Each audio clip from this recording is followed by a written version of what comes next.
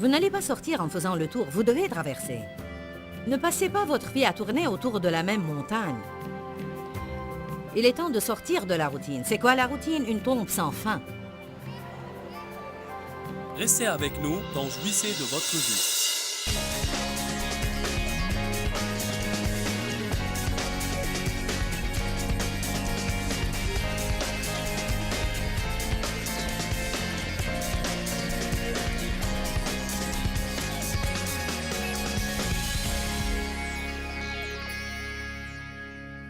Le monde n'est pas impressionné par notre christianisme, et il est plus que les autocollants. La foi sans les œuvres est inutile. Amen. Ça ne te fera aucun bien de te promener au bureau en portant ta grande Bible, en marmonnant des langues tout le temps. Béni soit le Seigneur. Les gens vont penser que tu es fou. Ils ne comprennent pas cela. Mais tu peux commencer à bien les traiter. Tu peux être amical, tu peux être gentil, tu peux leur venir en aide. Et s'ils ont besoin de quelque chose, tu peux subvenir à ce besoin. Ainsi, tu auras une audience. Répétons cela. La foi sans les œuvres est inutile. Nombre 20, verset 8.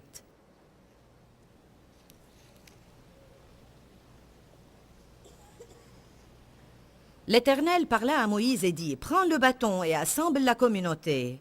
Toi et ton frère Aaron, vous parlerez sous leurs yeux au rocher et il donnera ses eaux. Tu feras sortir pour eux de l'eau du rocher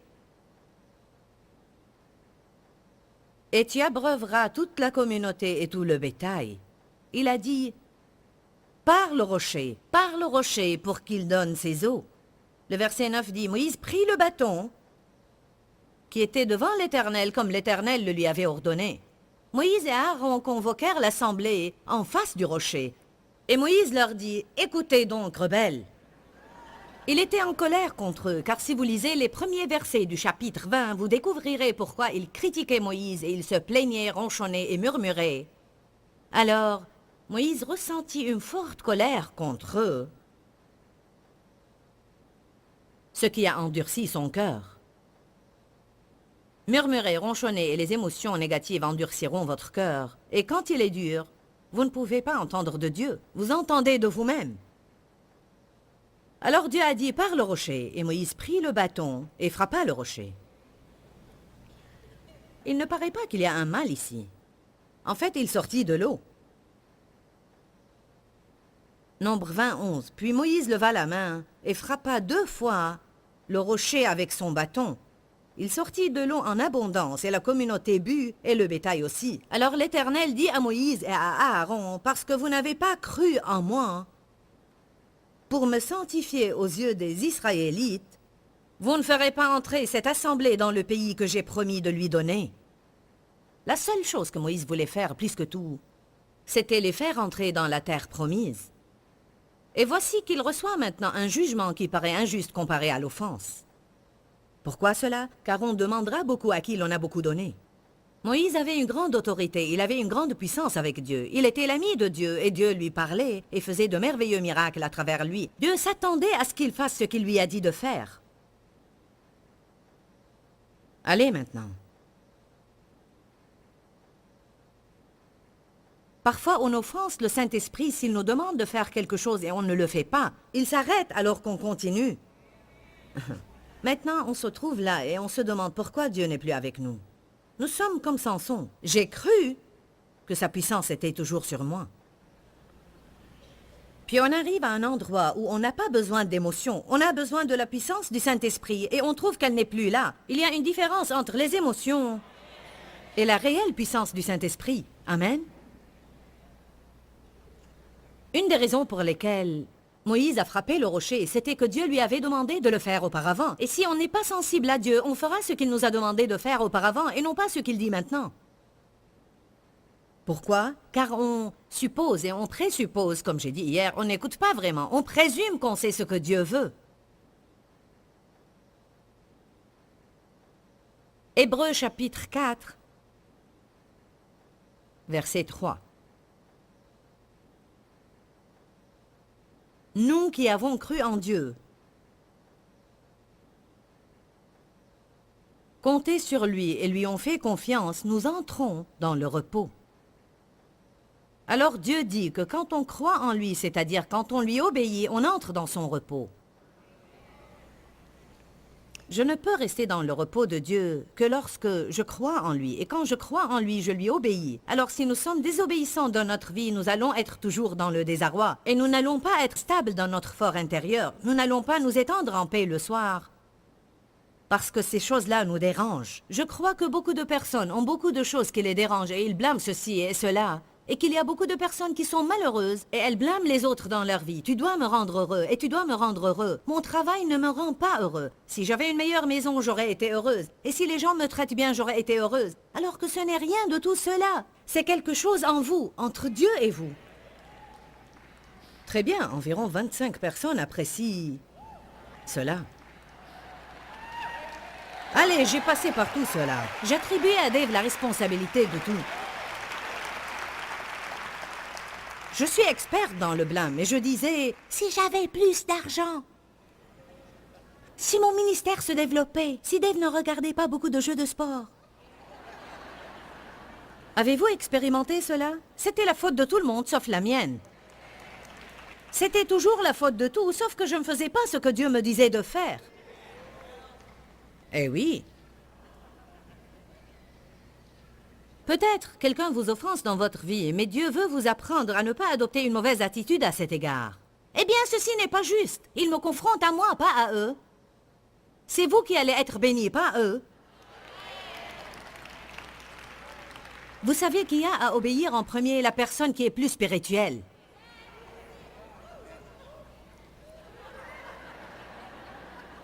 Si vous vous attendez à ce que l'autre vienne pour faire la paix avec vous, alors vous allez prouver qu'il est plus spirituel que vous.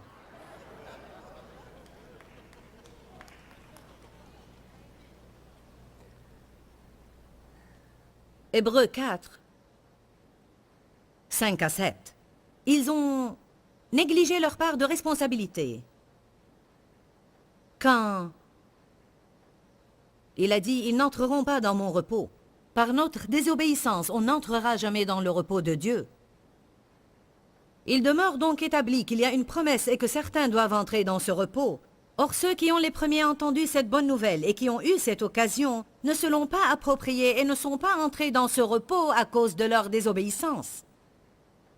Je crois qu'on a vraiment à faire ce rapport entre l'incroyance et la désobéissance. Sinon, on peut penser qu'on croit en Dieu et qu'on est de merveilleux croyants alors qu'on est désobéissant dans notre vie. Il dit, si vous ne croyez pas en Dieu, vous n'entrerez jamais dans son repos. Mais il dit maintenant, c'est votre désobéissance qui vous a empêché d'entrer dans mon repos. C'est la même chose. La même chose. La foi sans les œuvres est inutile. Je crois en Dieu, parce que vous ne faites pas ce qu'il vous demande de faire. Comment pouvez-vous croire aux dîmes sans les payer?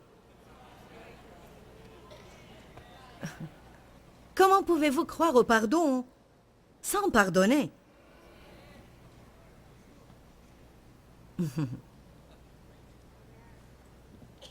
On fait cela. Parfois, on n'établit jamais ce rapport. Pourquoi? Parce que c'est dur pour la chair de faire ce que Dieu vous demande de faire. Parfois, vous aurez à faire un petit sacrifice ou à vous sentir inconfortable. Je ne sais pas si vous appréciez ce message, car pour certains, cela veut dire que vous aurez à rentrer chez vous et faire des choses que vous ne voulez pas faire. Je vais vous avouer un secret. Votre présence ici vous attribue une responsabilité. Nos téléspectateurs sont responsables maintenant, car vous auriez pu plaider l'ignorance avant. Mais maintenant, vous êtes responsable de ce que vous savez.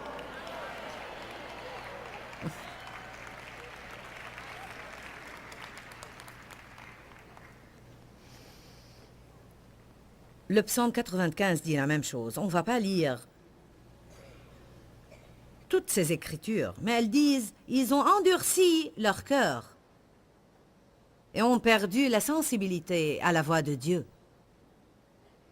L'endurcissement est l'opposé de la sensibilité. Quand une personne sait ce que Dieu lui dit de faire et ne le fait pas, c'est à cause de l'endurcissement de son cœur.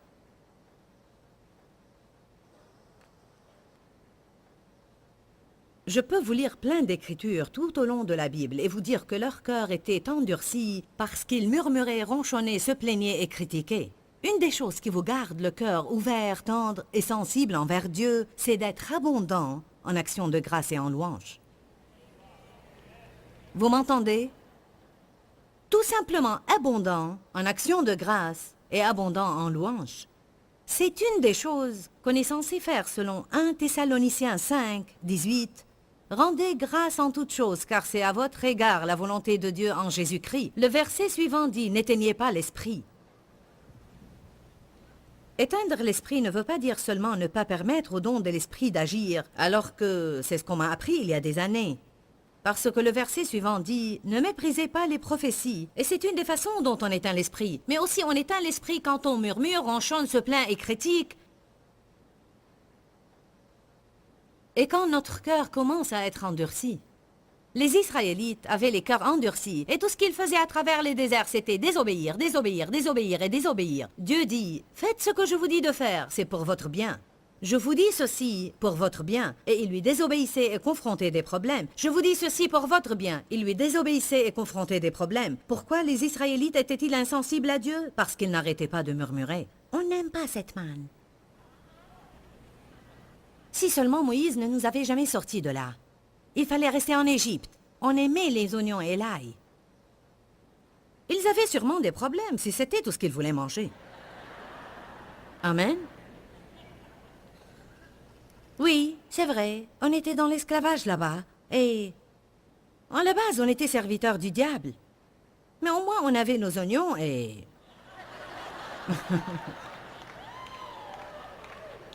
Il y a un message ici. Certaines personnes restent asservies toute leur vie, alors qu'un plus haut niveau de vie leur est disponible, mais elles restent asservies toute leur vie parce qu'elles ne veulent pas endurer ce qu'elles ont à endurer dans le désert pour atteindre la terre promise. Elles préfèrent rester en Égypte.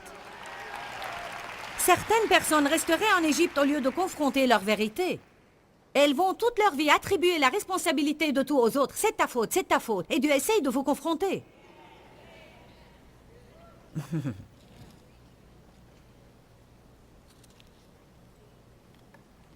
Traverser, vous ne pouvez sortir qu'en traversant. Vous n'allez pas sortir en faisant le tour, vous devez traverser. Ne passez pas votre vie à tourner autour de la même montagne.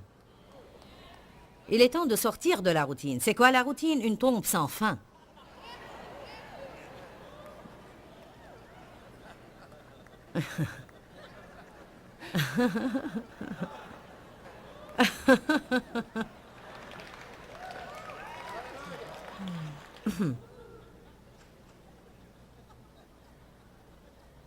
Rendez grâce et dites non, cela vous rendra le cœur tendre. Je suis sortie du lit ce matin, et je ne vous dis pas cela pour vous impressionner, mais je crois que même des choses pareilles sont importantes. La première chose que j'ai sentie, c'était que Dieu voulait que je me prosterne près de mon lit et que je dise « Merci Seigneur ». Je te loue, Seigneur. C'est quelque chose de personnel, mais j'ai dit au Seigneur, « Tu sais, Seigneur, je me sens fatiguée. J'ai fait tellement de réunions que parfois je me sens fatiguée. Mais je veux juste te remercier, Seigneur, pour toute occasion que tu m'as jamais donnée pour proclamer ta parole aux autres. » Je vais vous dire quelque chose. Quand vous faites cela, vous remettez le diable à sa place. J'ai senti que le Seigneur me guidait à faire cela. Une partie de ma chair ne voulait pas prendre le temps de le faire. Je voulais mettre une robe et prendre mon café. J'ai failli sortir et puis j'ai pensé, non. Commencez à faire les choses que Dieu vous demande de faire. Bien qu'elles soient de petites choses, prenez le temps de les faire. Je ne sais pas. Peut-être Satan était décidé à m'attaquer aujourd'hui et Dieu le savait. Et ma prosternation en adoration l'a empêché de le faire. La Bible dit dans 2 Chroniques que c'est l'adoration qui vainc l'ennemi.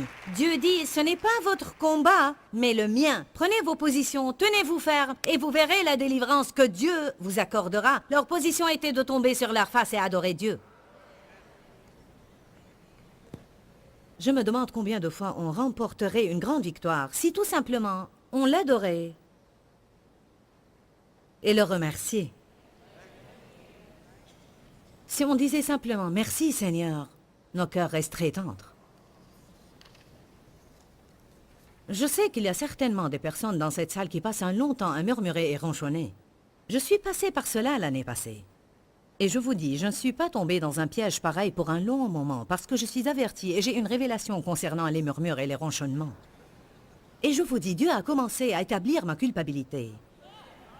Et je me suis repentie de tout mon cœur. Oh Seigneur, je suis désolée, je te prie de me pardonner Seigneur. J'ai passé 3 jours à me repentir. Je n'avais pas besoin de le faire, mais j'étais vraiment désolée quand j'ai réalisé ce que j'avais fait. Peut-être mon témoignage aide aujourd'hui quelqu'un d'entre vous à réaliser qu'il est rentré dans un gouffre pareil et à réaliser qu'il est tombé dans le piège de trouver toujours de quoi se plaindre.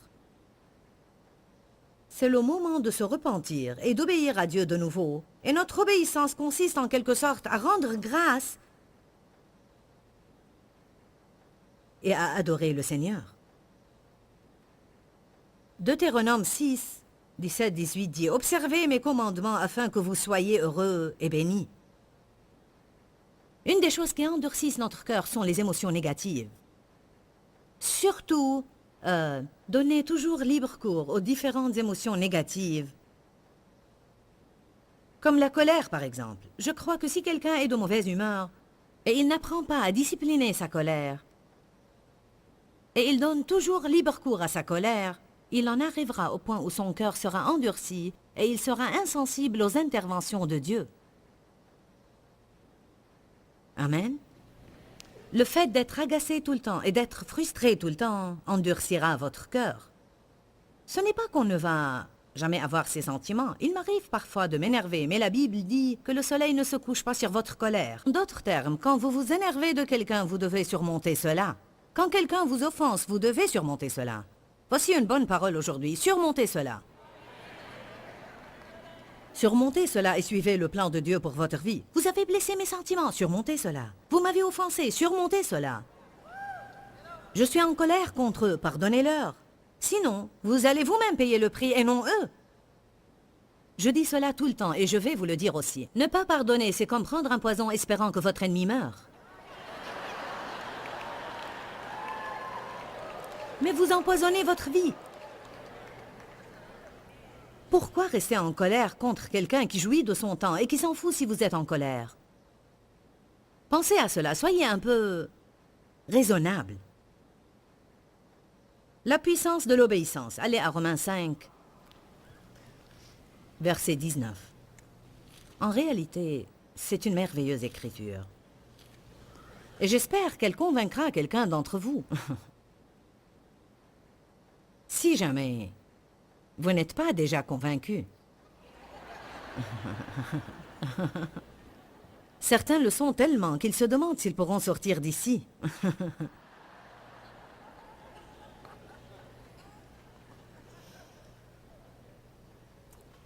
Romains 5, 19. Parce que comme par la désobéissance d'un seul homme, l'insouciance et la négligence, et on peut probablement ajouter le mot insensibilité, beaucoup ont été rendus pécheurs. Il parle d'Adam par son seul acte d'insouciance, par son seul acte de désobéissance et de négligence. Beaucoup ont été rendus pécheurs. De même, par l'obéissance d'un seul, Jésus. Qui ici est content d'avoir obéi à Dieu? Wow, alléluia! De même, par l'obéissance d'un seul, beaucoup seront rendus justes. Vous savez, quand je contemple ma vie et je pense aux différentes impasses auxquelles j'ai abouti dans ma vie et à tous les obstacles et les difficultés qu'il m'était difficile de franchir, et quand je pense aussi combien de personnes je n'aurais pas eu le privilège d'atteindre si j'étais restée stagnante à ma place, et je suis inquiète pour vous et pour ceux qui nous regardent à la télé. Êtes-vous stagnant quelque part? Ou le Saint-Esprit est-il resté quelque part et vous, vous avez continué? Vous devez retourner à cette place et dire « Je suis désolé, Dieu. Pardonne-moi. Et laisse-moi jouir de la manifestation spéciale de ta présence dans ma vie. Je veux ta volonté plus que la mienne. Donne-moi la grâce de t'obéir, bien que ce soit difficile. Je suis prête à faire ce que tu veux si tu me donnes la grâce de le faire. Amen. Je ne vous condamne pas. Je sais que les gens se débattent pour surmonter certaines choses. Je sais qu'il y a dans notre vie des addictions et des chaînes et on se débat pour nous en débarrasser. Mais je vous dis que toute personne qui veut vraiment être libre... Je ne dis pas que vous n'êtes pas sérieux et que vous allez à l'église en tenant à votre péché. Mais je vous dis, si vous voulez vraiment être libre et vous faites votre part, Dieu ne s'abstiendra jamais de faire sa part. Mais cela pourrait prendre du temps. Il nous change de gloire en gloire. Mais si vous restez dans la parole et vous recherchez Dieu, et vous faites tous les sacrifices nécessaires pour avoir un bon cheminement avec Dieu, vous serez libérés, vraiment. Vous êtes libre, mais vous expérimenterez cette liberté si vous faites votre part. Mais il y a des personnes indolentes à l'Église. Elles veulent avoir les choses facilement. Prie pour moi, Sœur Joyce, pour que ma chair soit crucifiée. Quelqu'un m'a demandé cela. Prie pour que ma chair soit crucifiée. Alors j'ai répondu, ça ne va te faire aucun bien. Je peux prier pour que tu ne lâches pas et tu ne renonces pas pendant que ta chair est en train d'être crucifiée. Mais ce qu'elle voulait, c'était que je prie pour que cela ne soit pas pénible et les choses se fassent automatiquement. Je suis mûre. Merci, Jésus. Vous m'entendez prêcher ceci. Il n'y a pas de percée immédiate. Vous pouvez tout acheter immédiatement dans ce monde, mais vous n'allez pas avoir de percée immédiate. Vous pouvez acheter des repas, mais pas une percée. Avez-vous jamais vu cette annonce à la télé? Je trouve qu'elle était bien. Les gens allaient au comptoir de vente et disaient « Je voudrais une percée, s'il vous plaît. » Si vous n'avez pas vu cette annonce, alors c'est que vous ne regardez pas mon programme tout le temps. Cela veut dire que vous le regardez de temps à autre. Vous devez le regarder tout le temps. Vous devez faire de sorte que vous puissiez le regarder régulièrement, autant que possible. Car je vais me permettre de dire que je pense que tout ce que je dis à la télé est important. Pouvez-vous penser maintenant à un certain domaine dans lequel vous êtes désobéissant dans votre vie? Nous pouvons tous y penser. Pouvez-vous penser à une chose que Dieu traitait dans votre vie, mais vous étiez en train de remettre les choses à plus tard? Vous savez, quand Dieu nous confronte, c'est le temps opportun, le temps convenable de traiter avec le sujet qu'il confronte. Je me souviens que plusieurs fois, Dieu me mettait des choses à cœur et je disais « Oh Dieu, pas maintenant, pas maintenant. » Plus tard, Seigneur. Il ne faut pas qu'on remette à plus tard. Il faut confronter n'importe quel sujet que Dieu nous demande de confronter pendant que son onction est présente pour le faire. La désobéissance attriste le Saint-Esprit du Dieu vivant et quand il est triste, on se sent triste. C'est comme si vous étouffez votre joie. Je vais vous dire quelque chose que je crois vraiment. Je crois que la joie est une des choses les plus importantes qu'on pourrait avoir. La Bible dit que la joie de l'Éternel est notre force. Et Jésus a dit, « Je suis venu afin qu'ils aient la vie, afin qu'ils en jouissent et qu'ils l'aient en abondance jusqu'à débordement. » Je crois que la plupart d'entre nous ont étouffé leur joie et on a besoin de coopérer avec le Saint-Esprit pour reprendre notre joie grâce à son aide, pour qu'on puisse vraiment commencer à jouir de la vie que Jésus nous a donnée par sa mort et obéir à Dieu pour qu'il libère cette joie. Dans Ecclésiaste, la Bible dit que l'obéissance est en fait l'ajustement de toutes les circonstances inharmonieuses. Et j'aime cela vraiment. Cela veut dire que tout ce qui ne va pas dans ma vie, tout ce qui ne va pas dans votre vie, la chose qui va les régler est l'obéissance. Pourquoi, Seigneur, pourquoi? Dans ce livret, Joyce Meyer nous enseigne à travers la parole comment être délivré de la confusion. Pour obtenir ce livret gratuitement, écrivez-nous à Joyce Meyer, boîte postale 40095-6300 Larnaca, Chypre. Ou bien visitez notre site web www.joycemeyer.org/fr.